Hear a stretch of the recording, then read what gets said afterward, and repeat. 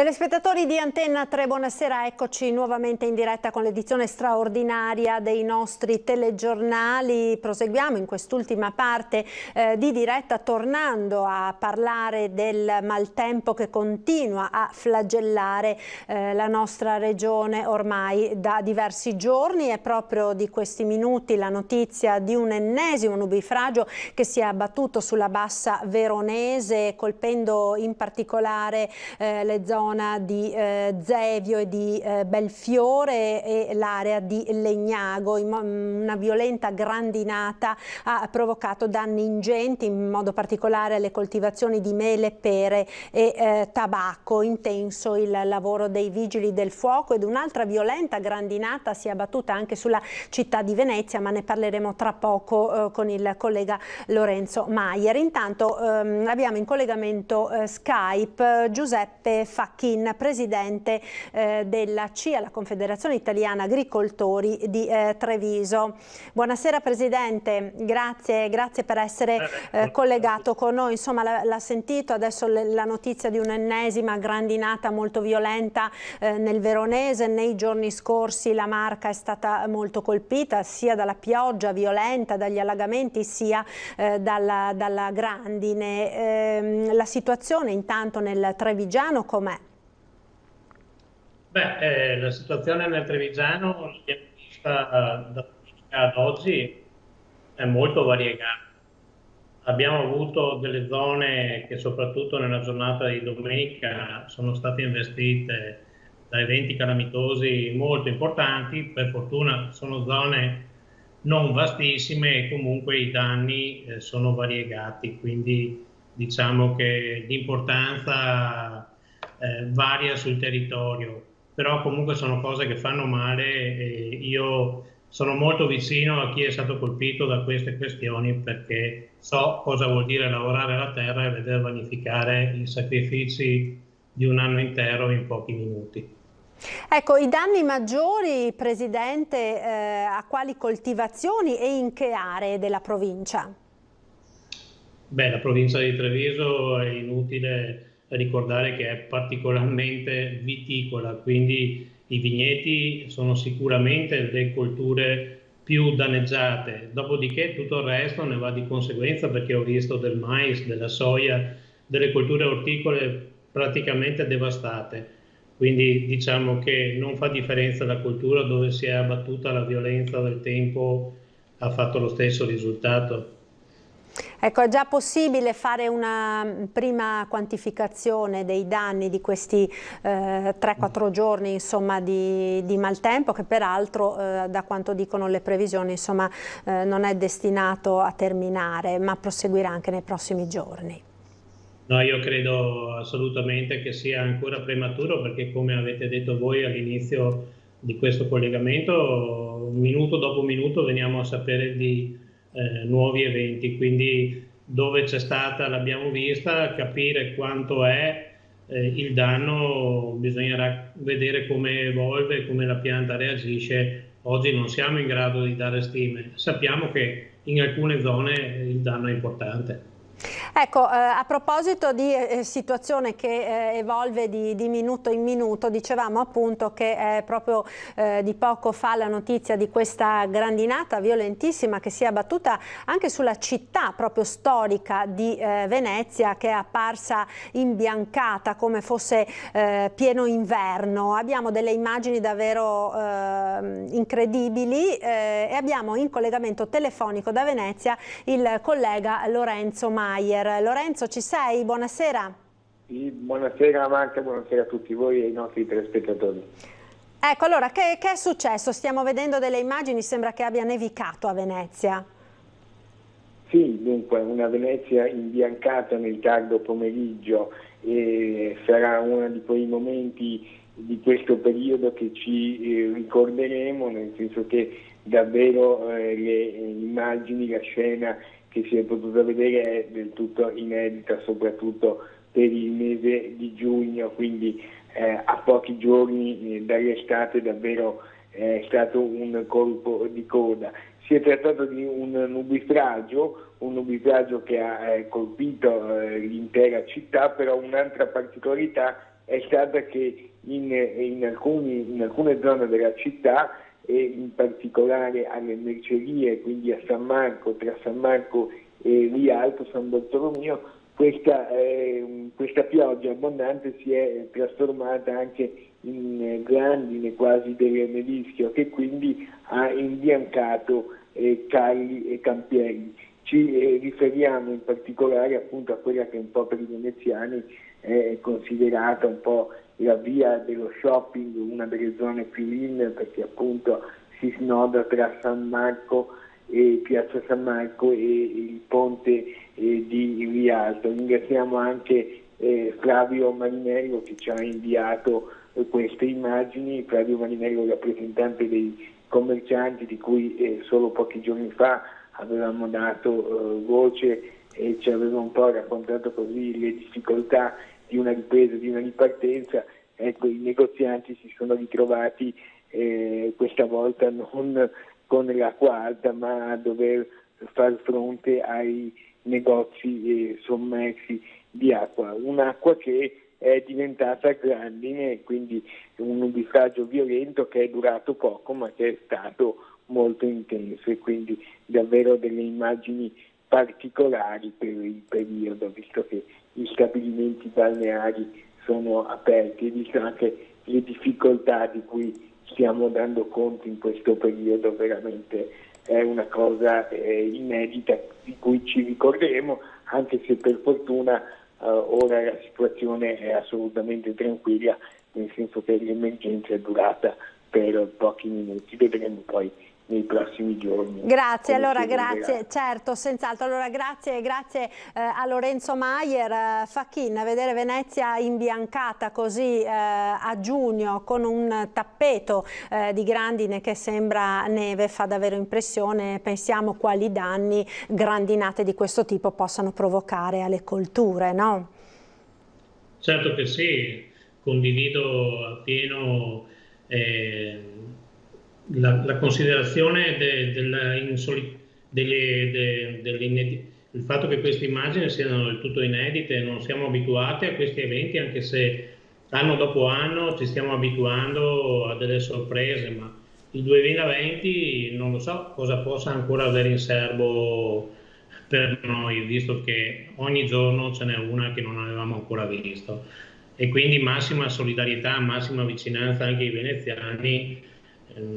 Poco altro potrà succedere, credo, per ostacolare la ripresa turistica e l'assoluta necessità di ripartenza in una città importante come Venezia. Sicuramente che rappresenta un po' la vetrina, no, di tutta la nostra regione. Ma tornando alle colture agricole, prego? Non solo della nostra regione. Ah beh, certo, chiaro, dell'Italia intera, insomma, naturalmente, poi patrimonio dell'umanità con una bellezza che non ha eguali. Comunque, per ritornare all'agricoltura, volevo farle vedere un servizio che abbiamo realizzato il nostro collega Nicola Marcato nella zona di Gaiarine, che anche quella è stata particolarmente flagellata da una grandinata che ha devastato soprattutto i vigneti. Vediamo cosa è successo. Caduti dei chicchi grandi come un limone anche.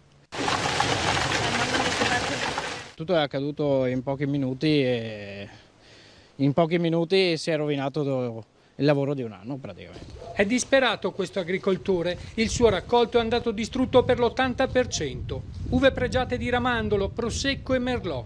La grandine qui a Francenigo di Gaiarine ha molto probabilmente compromesso anche la produzione dell'anno prossimo. No, praticamente se non riusciamo a recuperare il tralcio per il prossimo anno, anche il prossimo anno avremo un problema sul raccolto. Rasi al suolo tutte le coltivazioni, le bombe d'acqua e la grandine hanno messo letteralmente in ginocchio la Marca.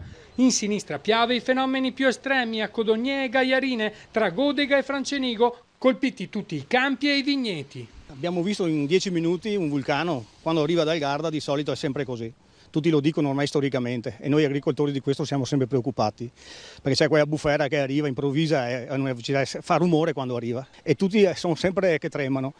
Adesso i cereali li abbiamo visti, è un disastro assoluto, nei vigneti anche, speriamo di recuperare magari col prosecco, visto che è una pianta che poi ricresce, che è anche generosa abbastanza, riesce a recuperare un po' e speriamo che anche tutti gli agricoltori abbiano fatto l'assicurazione. Come amministrazione abbiamo chiesto agli agricoltori di darci un po' la conta di quanto è successo, dei danni, per poi chiedere lo stato di calamità, che credo sia almeno doveroso farlo.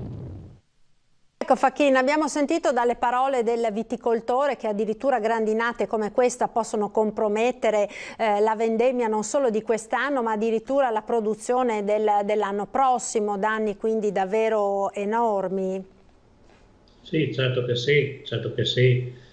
Fa venire i brividi vedere quelle immagini che avete appena trasmesso, perché soprattutto chi è del mestiere si rende conto di cosa può essere successo, di quello che può essere lo stato di sgomento di quelle persone che hanno subito quei danni, che si riverseranno indubbiamente anche nella prossima annata, perché una pianta nelle condizioni di quelle che abbiamo visto, lei capirà bene che dovrà riprendere da zero quello che è il suo 2020 per dare quello che potrà dare e prepararsi al 2021 sicuramente in condizioni disagiate. Io ieri e oggi sono stato in quelle zone e posso confermare che oltre alle immagini che abbiamo visto ci sono ancora dei laghi d'acqua che quindi rendono anche difficile o impossibile entrare nei vigneti per fare quelli che sono i trattamenti che sono d'obbligo di seguito a queste situazioni calamitose, e quindi presumiamo che oltre al danno dalla grandine potremo subire anche dei danni da fitopatie indotte dall'impossibilità di trattare. Ecco. Quindi malattie insomma legate all'eccesso di umidità che c'è in questi giorni, insomma chiaramente a causa delle enormi precipitazioni. Dicevamo immagini inedite, Fachin, anche se ormai inedite purtroppo non sono più queste situazioni, perché già da diversi anni abbiamo insomma potuto constatare che c'è un mutamento climatico ormai inarrestabile, che quindi ogni anno da una parte o dall'altra della provincia o della regione situazioni come queste si ripresentano ciclicamente. Che cosa possono fare gli agricoltori per cautelarsi? È una bella domanda questa. Così a bruciapelo mi viene da dire pregare con devozione, però magari non tutti saranno d'accordo con me, quindi un ottimo strumento è quello di tutelarsi con le assicurazioni grandine, che non mettono a posto l'animo, non danno soddisfazione, ma probabilmente danno la possibilità di tirare avanti le nostre imprese, le nostre aziende, perché vi renderete conto che il reddito di quei signori lì che avete mostrato prima per quest'anno passa coronavirus o non coronavirus, quindi bisognerà trovare il sistema per garantire la sussistenza delle famiglie che di quello devono vivere. Ripeto, le assicurazioni grandine, per quanto limitatamente, possono essere oggi una delle uniche soluzioni. Ecco, peraltro usciamo da un periodo di mesi davvero strani, davvero incredibili, al di là del coronavirus. Insomma, abbiamo avuto un inverno e una primavera assolutamente secchi, non ha piovuto per mesi e mesi, ed ora l'acqua, insomma, prima o poi scende, si è riversata nel giro di una settimana, anche meno, insomma, tutta su un colpo. Quindi possiamo immaginare che anche questo possa provocare ulteriori problemi alle colture, passare dalla siccità estrema a bombe d'acqua di questo tipo. Sì, purtroppo è così, senz'altro. Per quanto riguarda i cereali è stato necessario ritardare le semine perché i terreni erano assolutamente aridi.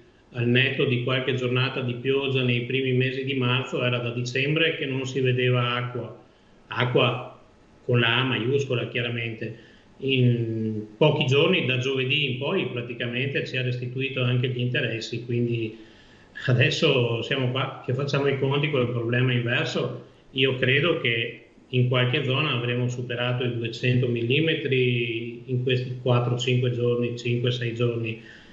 Potete immaginare voi come possono comportarsi gli agricoltori che purtroppo, a parte l'ombrello, non hanno nessun strumento per difendersi da queste questioni.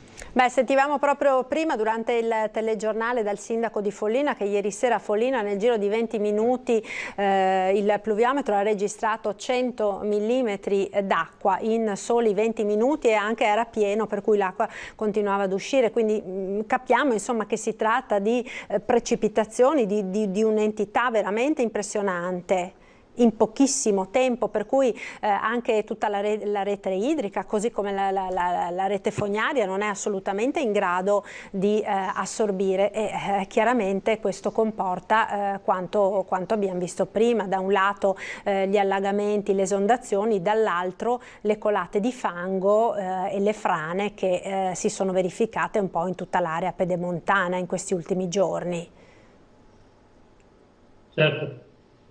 Certo, è così. Purtroppo non possiamo farci nulla. Il clima degli ultimi anni è quello che stiamo vedendo e ogni anno, come dicevamo prima, abbiamo delle sorprese che non avevamo mai visto. Noi siamo abituati perché l'agricoltura da sempre la si fa fuori in campagna, fuori all'aperto, e quindi col tempo ci abbiamo sempre fatto i conti. Certo che ultimamente ci sta dando un po' di problemi dei quali non avevamo tenuto conto, ecco, è così.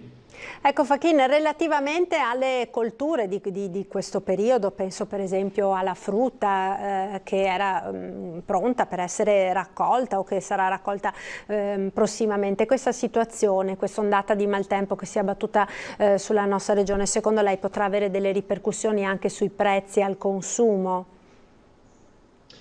Beh, questo è presto a dirsi. Certo che chi sta raccogliendo le ciliegie in questi giorni, grandine o no, ha perso comunque i raccolti. Diciamo che alcune colture che sono suscettibili all'acqua o per la loro sensibilità a malattie fungine o per la loro sensibilità all'accumulare acqua e quindi degenerare, hanno avuto grossissimi danni. La zona delle ciliegie, lo avete detto anche voi prima, è stata veramente messa al tappeto in questi giorni. Per quanto riguarda la frutta che sta arrivando a maturazione, noi ci auguriamo che da venerdì sabato, come sembrerebbe, il caldo tornasse, anche se sembra per pochi giorni, e che pian piano si ritorni alla normalità, perché se dovesse perdurare questa situazione ovviamente non è possibile prevedere quali potrebbero essere i danni. Fachin, io la ringrazio, grazie per questo collegamento, un saluto e buon lavoro al Presidente della CIA, Confederazione Italiana Agricoltori di Treviso. Buona serata, arrivederci. Noi ci fermiamo per la pubblicità, linea alla regia, a tra poco.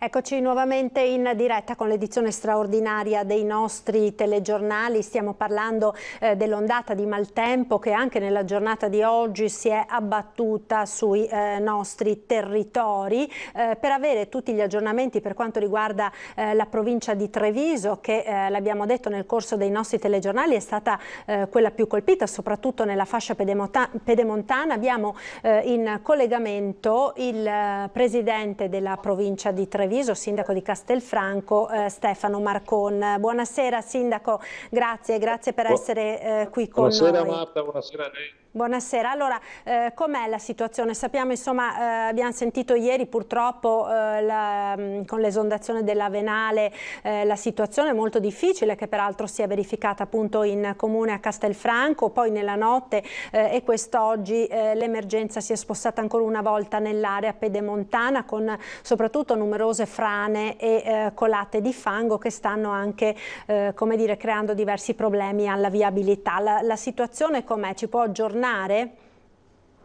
Sì, è una situazione, come ha ben detto lei, che preoccupa per due aspetti. Uno per la rete idraulica, no? Quella secondaria che è satura e che fa fatica a defluire le acque meteoriche. L'altra è quella un po' del dissesto idrogeologico che vede diverse frane, diversi smottamenti in tutta la provincia, a partire da destra Piave, quindi Monfumo, Montebelluna, Giavera, piuttosto che Volpago, per finire a Tarzo, Conegliano, insomma una situazione un po' difficile che ci vede essere chiamati a risolvere problemi in emergenza, e tutto sommato diciamo che la rete viaria è stata messa in sicurezza ad oggi, attivati sul territorio con le squadre pronte ad intervenire laddove servisse.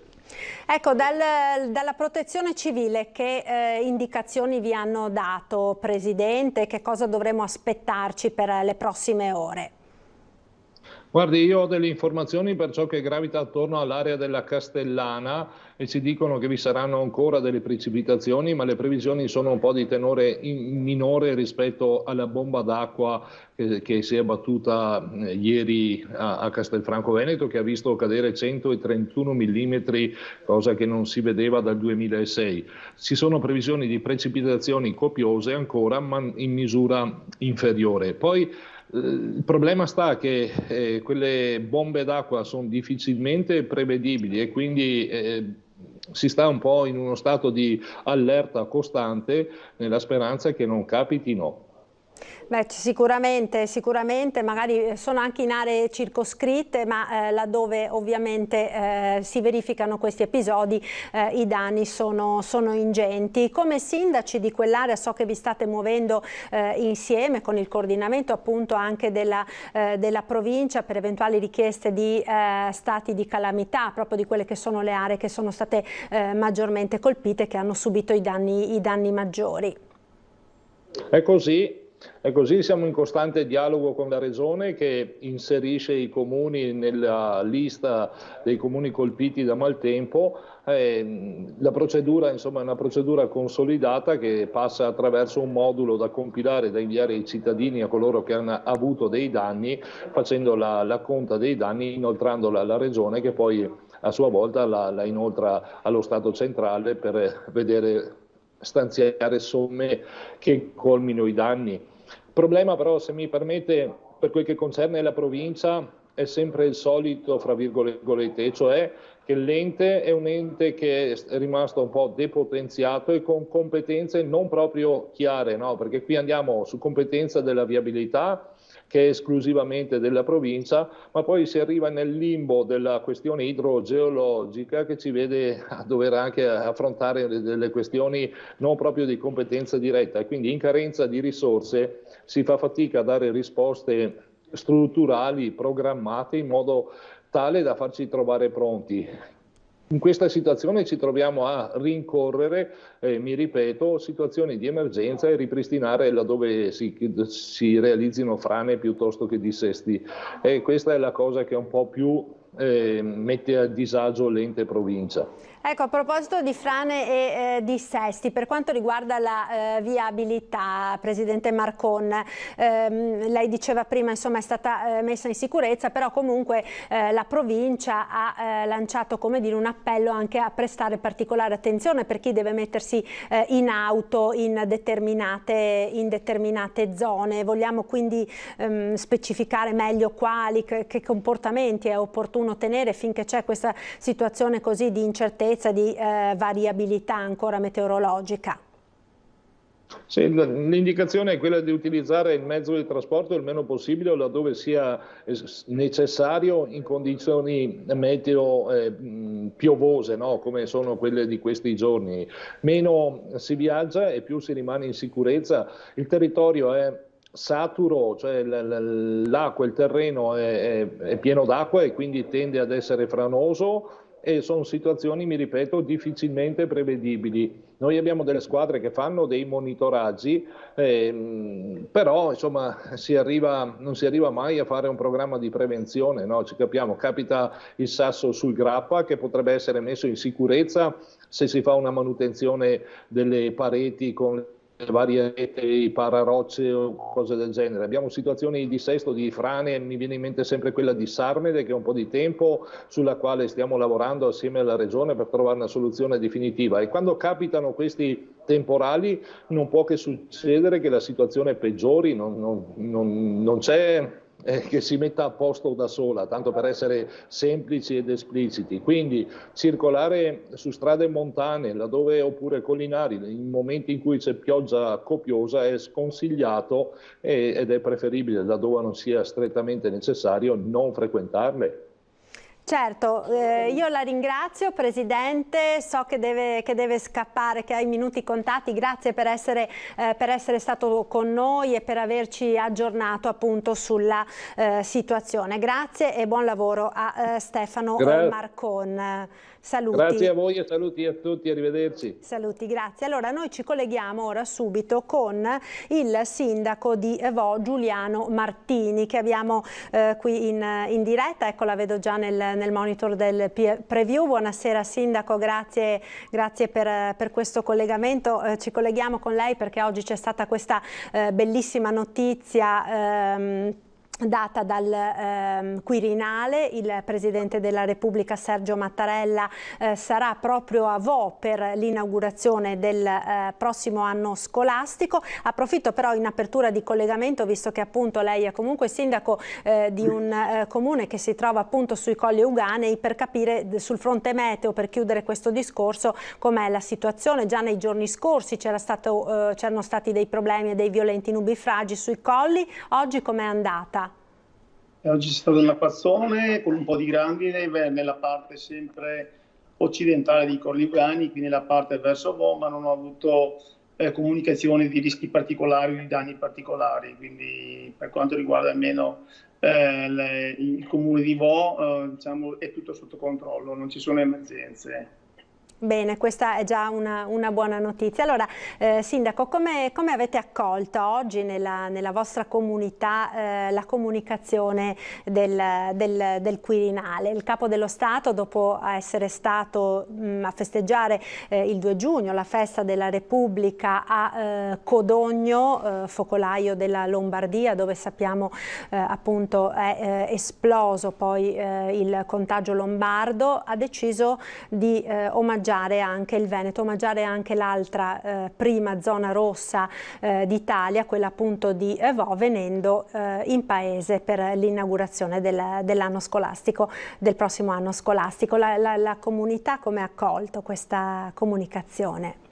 È stata una bellissima sorpresa, sinceramente non ce l'aspettavamo e quindi è arrivato così all'improvviso. Tant'è che l'ho preso anch'io dai giornali, dalla radio praticamente, dalla TV, dagli organi di stampa, prima ancora poi di avere la comunicazione ufficiale di questa volontà del Presidente Mattarella di recarsi a Vò. È significativo il fatto che abbia deciso di venire qui a Vò all'apertura dell'anno scolastico, proprio per la qualità e la bontà del lavoro fatto presso il nostro istituto comprensivo nel plesso scolastico di Vò in particolare, che è stato il primo in Italia a partire praticamente mettendo appunto questo sistema attraverso i computer appunto a distanza, di poter fare le lezioni a distanza. Le video lezioni e la didattica a distanza, insomma siete stati apripista di una nuova didattica che poi insomma volenti o nolenti è stata adottata da tutti gli istituti d'Italia. Questo attraverso anche lo sforzo degli insegnanti e di un nuovo dirigente che praticamente ha permesso che ciò avvenisse in modo molto rapido. Quindi dobbiamo ringraziare anche poi quindi tutti gli insegnanti che si sono immediatamente adattati a questa nuova tecnologia e a un dirigente che è stato esemplare nel portare avanti questa nuova metodologia di insegnamento, che aveva già iniziato comunque l'anno scorso appena si è insediato nell'impostare questi nuovi metodi. Ecco Sindaco, Vo è una comunità piccola, una comunità appunto dove tutti si conoscono e che si è trovata all'improvviso alla ribalta nazionale per purtroppo il primo focolaio insomma, di coronavirus con la prima vittima nel nostro paese e i riflettori diciamo continuano a rimanere accesi su Vo appunto ora con l'annuncio del Quirinale. Voi come vivete questo? Cioè una comunità così piccola e chiusa lo vive bene, lo vive male, preferirebbe insomma come dire essere dimenticata per questo fatto così triste e continuare la propria vita, riprendere la normalità? Direi che una comunità chiusa, la nostra è una comunità che è rimasta chiusa ma per forza maggiore. E qui sono rinsaldati tutti quei rapporti tra cittadini, si è creata veramente, come ripeto, una nuova alleanza che ci ha dato la forza di guardare avanti, di credere immediatamente poi nei progetti che sono stati presentati dal professor Chisanti attraverso il Presidente della Regione Veneto Luca Zaia per il monitoraggio e per gli screening. Sono anche orgoglioso del fatto che nell'ultimo screening, l'ho tenuto quasi un mese fa, qui a Vo su 2700 persone che si sono sottoposte al tampone, nessuna si è risultata positiva. Quindi questa dimostrazione del fatto che i cittadini di Vo hanno preso veramente sul serio i metodi, cioè diciamo il fatto di dover mantenere un distanziamento sociale e abbiano fatto veramente proprio questo metodo per fare in modo che Vo ne uscisse alla grande da questa situazione. Quindi a loro un plauso perché sono stati veramente molto bravi. Sicuramente questo viene riconosciuto a livello unanime, no? Anche perché poi anche alla seconda chiamata, appunto come lei diceva, del tampone, insomma i cittadini di Vo hanno risposto nella tutta la loro totalità praticamente con grandissimo senso di responsabilità, mettendosi a disposizione anche della scienza nella speranza appunto che questa indagine possa portare a dei risultati importanti sulla conoscenza anche di questo virus e quindi anche su quelle che potranno essere le cure della malattia. In questo senso, diciamo, che cosa le dicono i cittadini di Vo? Ricordiamo, per chi ancora non lo sapesse, che lei è anche il farmacista di questo paese, quindi ulteriormente, diciamo, a contatto quotidiano con i suoi cittadini. Sì, è stato, diciamo, sono orgogliosi di poter contribuire a far conoscere all'intera comunità, parliamo mondiale, di come si propaga il virus e cosa si può fare per combattere questo insidioso virus del quale, ripeto, sappiamo ancora molto poco. Le prime cose che si sono apprese, almeno a livello europeo, da quanto so, nascono proprio qui da Vo e nasce da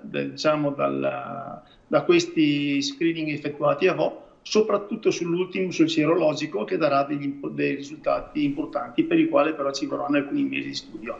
Ecco, ripeto che l'ultimo screening fatto ad adulti e anche ai bambini consisteva anche in un prelievo di sangue venoso e quindi era veramente emozionante vedere questi bambini accompagnati dai genitori che andavano a farsi il prelievo, perché questo poteva aiutare altri bambini e altre persone a guarire. Ecco Sindaco, stiamo per chiudere, proprio in 20 secondi un'ultima domanda. La notizia, l'abbiamo detto, insomma, è fresca di oggi, quindi non c'è stato il modo, immagino, insomma, di pensarci, ma avete già qualche idea su come accogliere il Presidente della Repubblica? Guardi, la notizia di questa mattina, noi andiamo un attimino con i piedi di piombo. Abbiamo già superato 3 prove abbastanza pesanti per noi, dobbiamo un attimino riprendere fiato. D'altronde abbiamo anche l'estate davanti per pensare bene a cosa fare. Sicuramente sarà qualcosa con i fuochi d'artificio, ecco, quindi sarà qualcosa di importante. Grazie allora al Sindaco di Vo, Giuliano Martini, per questo collegamento, grazie, buon lavoro, naturalmente un saluto a tutti i suoi concittadini. Finisce qui questa edizione straordinaria dei nostri telegiornali, grazie a voi telespettatori per essere stati con noi e per averci seguito. Arrivederci.